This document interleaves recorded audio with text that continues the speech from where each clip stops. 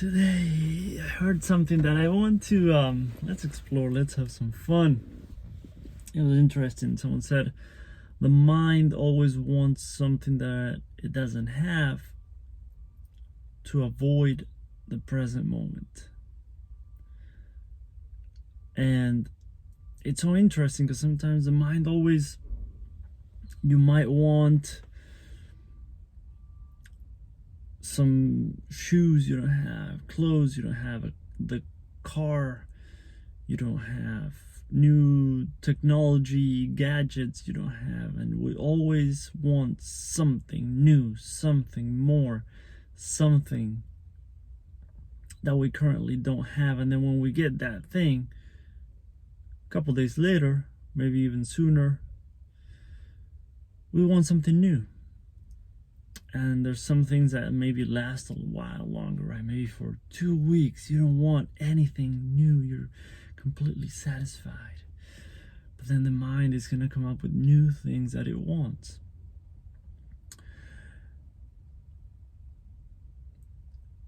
And I've realized in my own journey, when I feel like I'm always stuck in either the future or the past, right? Like I'm obsessing about the future, obsessing about my career, my goals and all that stuff in the future. There's nothing wrong with thinking about those, of course, but when I'm obsessing about those, I realize like sometimes I just take a step back and I'm like, holy crap, like come on, let's enjoy the present too, right? That cheesy annoying recommendation that everyone tells you to be in the present, to enjoy the present. But I realize when I'm obsessing about the future, sometimes it's just because I don't like the present and I don't want to face the fact that I don't like it. I'm overwhelmed that I don't know what to do. So instead of facing it, looking at it, it's easier to project into the future. Or same thing, if you're not liking something about the present, it's sometimes easier to obsess about the past. And sometimes we ruminate so much on the past and we can't seem to let go of things. And of course, that's a deeper topic. There's emotional healing that needs to be done. There's inner work that might be required. But same thing, sometimes we obsess about the past. And these, I went through very long periods of this, there were unhealed things from the past that I just couldn't stop thinking about. And it was, in a way, same things. In the present, I had things that I didn't like about myself. Didn't like that I was so shy, that I was so socially awkward, that I was so insecure. And I was obsessing about the past. Where did this come from? What's the thing that I need to heal in order to get over this? What's the thing that's behind all of this? And I realized like I'm spending all my time in the past. Same thing as spending all your time in the future.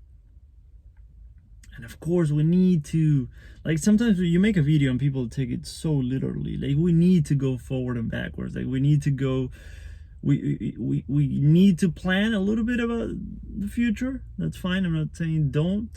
And we need to look back and we learn from the past and we gather those new insights and lessons and wisdom and we move forward with that.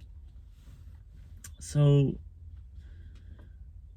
that's not what I'm saying. I'm just saying when it becomes obsessive, when it becomes very time consuming, when it becomes the majority of your day going either past or future, past and future, past and future, and never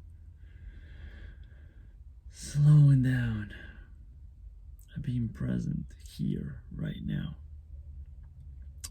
So if that phrase resonates with you, that the mind is always wanting things that we don't have to avoid the present moment,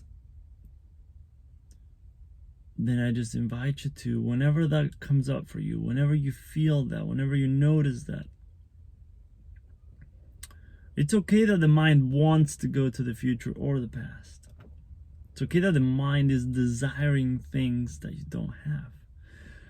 But can you start to retrain your system that it's okay to not have those things?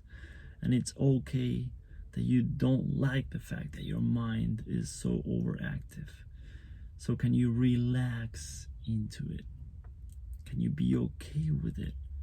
Can you make this, which in the past wasn't okay, can you make it okay? Can you breathe through it and show your body, show your nervous system that it's okay?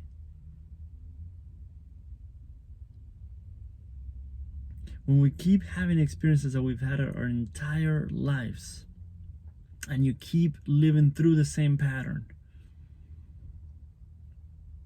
one way to break those patterns is to finally, for once in your life, starting to be able to relax your body, relax your nervous system as these things come up.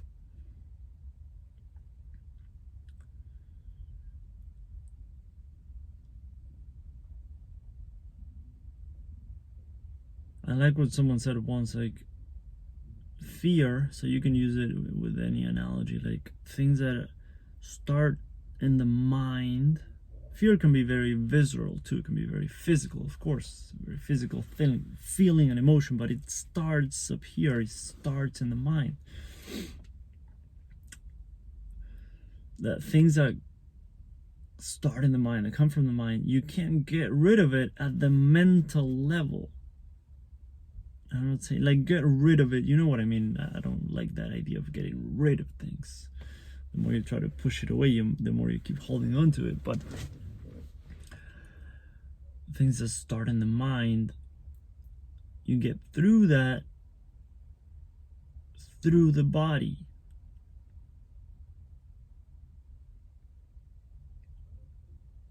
It was actually Elliot Hulse that said that, like when fear comes up, you overcome that through the body, through relaxing the body. Well, he had a different opinion, but just like feeling the fear and doing it anyways, moving forward anyways, right? So another approach is like feeling the fear, feeling the whatever is coming up, feeling all these emotions, feeling all these thoughts of things that you want, and for once in our lives, just coming back to the body. When you're up here too much, come back to the body, come down to the body, start to feel your heartbeat, start to breathe so slowly that you can slow down your heartbeat. See which parts of your body feel tense, which parts of your body feel stressed out. See if you can consciously relax those parts.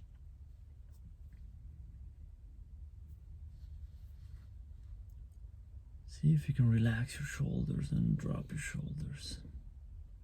See if you can let go of that tension that you have on your neck, on your belly, whatever it might be.